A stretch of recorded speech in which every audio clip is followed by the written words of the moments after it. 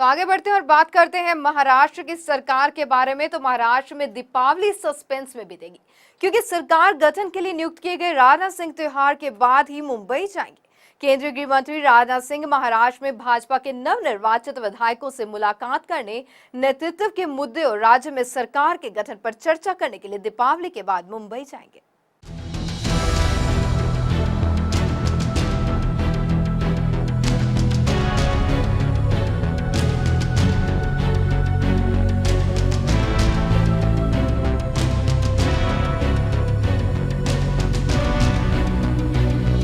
महाराष्ट्र में सरकार गठन को लेकर बनाए गए पर्यवेक्षक और गृह मंत्री राजनाथ सिंह का मुंबई दौरा रद्द हो गया। अब राज्य में सरकार का गठन दिवाली के बाद होगा, ऐसा सूत्रों के मुताबिक कहा जा रहा है। विधायक दल की बैठक होनी थी, लेकिन सभी विधायकों को दिवाली मनाने घर भेज दिया गया। राजनाथ सिंह ने कहा था कि महाराष्ट्र में सरकार बनाने के लिए कोई पेंच नहीं फंसा। भाजपा दिवाली के बाद सरकार बनाने की ओर अग्रसर होगी। महाराष्ट्र विधानसभा चुनावों में बेहतर प्रदर्शन करने वाली भाजपा की ओर से दोनों राज्यों में सरकार गठन की पहल को आगे बढ़ाया जा रहा है। इस संदर्भ में पार्टी प्रमुख अमित शाह ने आगे की रणनीति के बारे में केंद्रीय मंत्री नितिन गडकरी से विचार विमर्श किया था। शाह ने गडकरी के निवास पर जाकर उनसे महाराष्ट्र में सरकार गठन की संभावनाओं के संबंध में करीब 45 मिनट चर्चा की थी। गडकरी महाराष्ट्र में पार्टी के वरिष्ठ नेता है। भाजपा के इस पूर्व अध्यक्ष के राष्ट्रीय स्वयंसेवक संघ से अच्छे संबंध है।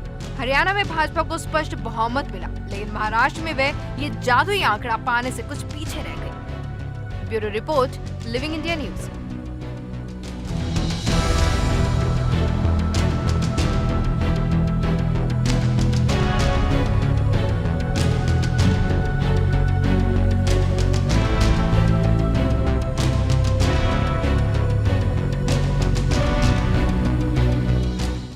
तो महाराष्ट्र में बीजेपी को सरकार बनाने में मदद के लिए शिवसेना ने पॉजिटिव संकेत तो दे दिए हैं, लेकिन इसके बदले में उसने बीजेपी के सामने कई अहम मांगे रख दी हैं।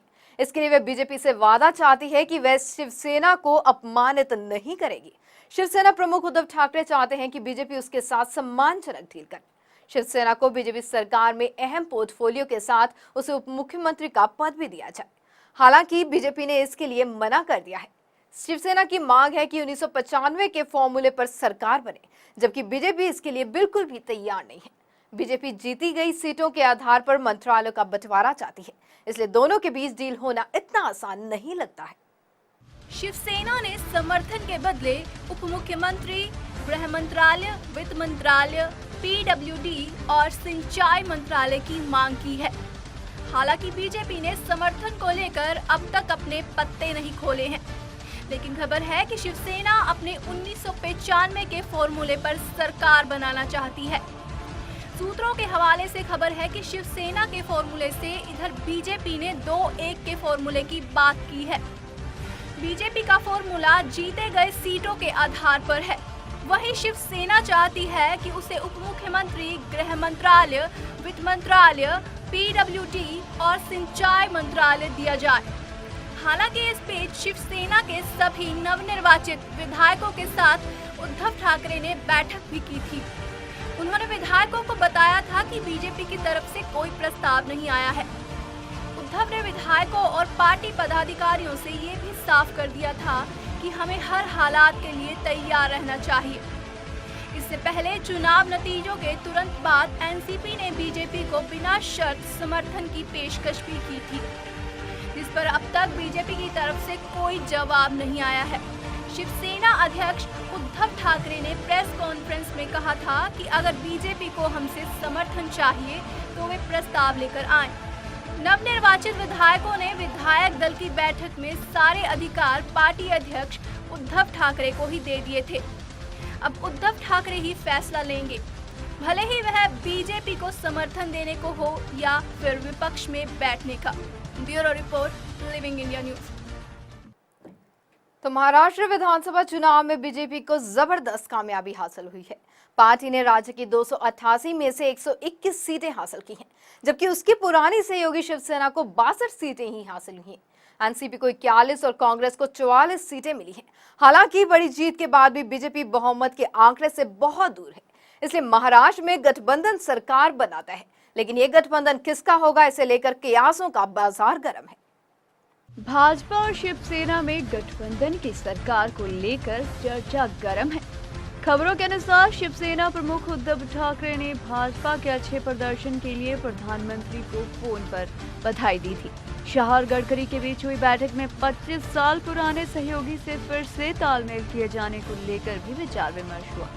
गौरतलब है कि सीटों के बंटवारे को लेकर आम सहमति नहीं बनने के कारण भाजपा शिवसेना गठबंधन टूट गया था। बहुमत से कुछ अंक पीछे रह गई भाजपा फिर से शिवसेना से गठबंधन बनाने में दिलचस्पी दिखा रही है। वहीं शिवसेना का तेवर भी नरम है। इसी कवायद के तहत केंद्रीय मंत्री राजनाथ सिंह को महाराष्ट्र विधायक दल की बैठक में पर्यवेक्षक नियुक्त किया गया। समझा जाता है कि शिवसेना को अपने खेमे में वापस लेने के बारे में भाजपा में आम सहमति बन गई। संघ भी चाहता है कि दीर्घकालिक हितों के लिए हिंदुत्व शक्तियां एकजुट रहें। उधर राष्ट्रवादी कांग्रेस पार्टी ने महाराष्ट्र में सरकार बनाने के लिए भाजपा को बाहर से समर्थन देने की पेशकश करके सबको हैरान कर दिया।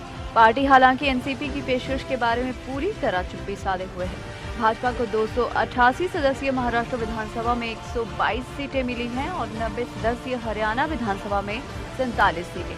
महाराष्ट्र भाजपा के प्रमुख देवेंद्र फडणवीस मुख्यमंत्री पद के दौर में सबसे आगे बताए जा रहे हैं। हालांकि पंकजा मुंडे और केंद्रीय मंत्री नितिन गडकरी के नामों की भी चर्चा है। भाजपा की एक महत्वपूर्ण बैठक में शामिल होने के लिए आने वाले केंद्रीय गृह मंत्री राजनाथ का दौरा स्थगित कर दिया गया था। विधान परिषद में विपक्ष के नेता विनोद तावड़े ने कहा कि नई तारीख की घोषणा बाद में की जाएगी। गौरतलब है कि राजनाथ सिंह राज्य में सरकार के मुखिया को लेकर फैसला करने के लिए मुंबई का दौरा करने वाले थे। भाजपा को 288 सदस्यीय विधानसभा में सर्वाधिक 122 सीटें मिली हैं। शिवसेना अध्यक्ष उद्धव ठाकरे ने नवनिर्वाचित विधायकों के साथ बैठक की थी। पार्टी सांसद संजय राउत ने कहा था कि सभी नवनिर्वाचित विधायक उद्धव से मिले और सर्वसम्मति से उन्हें विधायक दल का नेता चुनने को अधिकृत किया गया। पार्टी प्रमुख ने मध्य मुंबई में दादर स्थित पार्टी मुख्यालय शिवसेना भवन में बैठक की थी। उन्होंने स्पष्ट किया कि बैठक भाजपा के बारे में नहीं थी। शिवसेना ने चुनाव में अपना प्रदर्शन 2009 की तुलना में बेहतर किया और उसने 63 सीटें जीती हैं। न्यूज डेस्क से bureau report, living India news. तो महाराष्ट्र में बीजेपी की सरकार बननी तय है, लेकिन साथ ही कौन होगा, शिवसेना, एनसीपी या कोई और? क्या बीजेपी शिवसेना के दर पर आएगी या फिर शिवसेना खुद ही समर्थन का हाथ बढ़ाएगी? इसी बीच खबर आई कि बीजेपी अन्य और निर्दलियों से भी संपर्क साध रही है।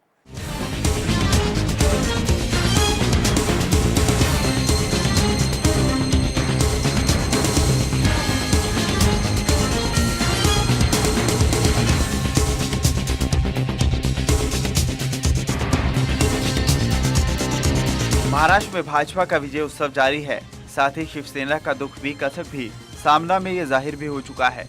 लोकसभा चुनाव के परिणामों के आधार पर तो कांग्रेस और राष्ट्रवादी इकट्ठा होकर भी 25 सीटें नहीं जीत सके थे। शिवसेना भाजपा गठबंधन टूटने का सबसे बड़ा फायदा कांग्रेस और राष्ट्रवादी को मिला। इस कसक के साथ शिवसेना ने बैठक करके अपने 63 विधायकों का समर्थन भाजपा को दे या नहीं, इसकी जिम्मेदारी पार्टी प्रमुख उद्धव ठाकरे को सौंप दी है। शिवसेना प्रमुख का कहना है कि हम अपने घर में शांति से बैठे हैं, जिसे समर्थन चाहिए वो हमारे घर पर आए। अब सवाल ये खड़ा होता है कि भाजपा उद्धव ठाकरे के दर पर जाएगी या नहीं।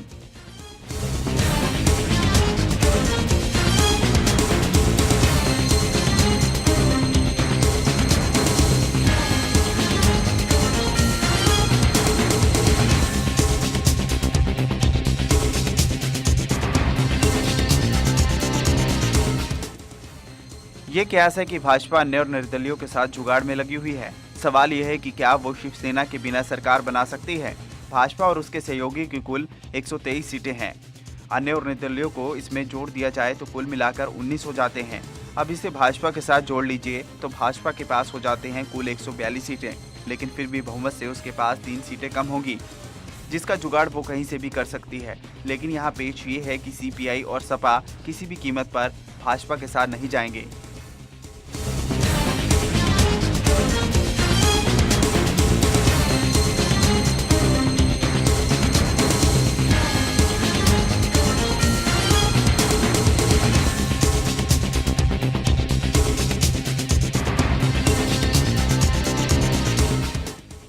जाहिर है कि भाजपा सारी कोशिश कर ले तो भी महज 15 ही अन्य और निर्दलीय उसके साथ जुड़ सकते हैं। भाजपा बहुमत से 7 सीटें दूर रह जाएगी। ऐसे में एनसीपी के 41 विधायकों का बिना शर्त समर्थन उनके लिए काम आ सकता है। बिना शिवसेना के भाजपा अपनी सरकार बनाने में कामयाब हो सकती है। सवाल यह है कि क्या भाजपा इस दिशा में काम कर रही है। भाजपा अध्यक्ष अमित शाह केंद्रीय मंत्री नितिन गडकरी से मिलने उनके घर पहुंचे थे। गडकरी की महाराष्ट्र की राजनीति में गहरी पैठ है, वो जोड़ तोड़ में काफी माहिर हैं। गडकरी को सीएम की रेस में भी बताया जा रहा है। भाजपा के नवनिर्वाचित विधायकों ने बैठक कर ली।